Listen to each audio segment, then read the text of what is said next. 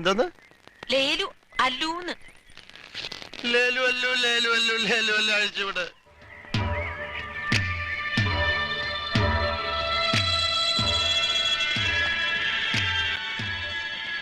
ഇല്ല, വിടത്തില്ല.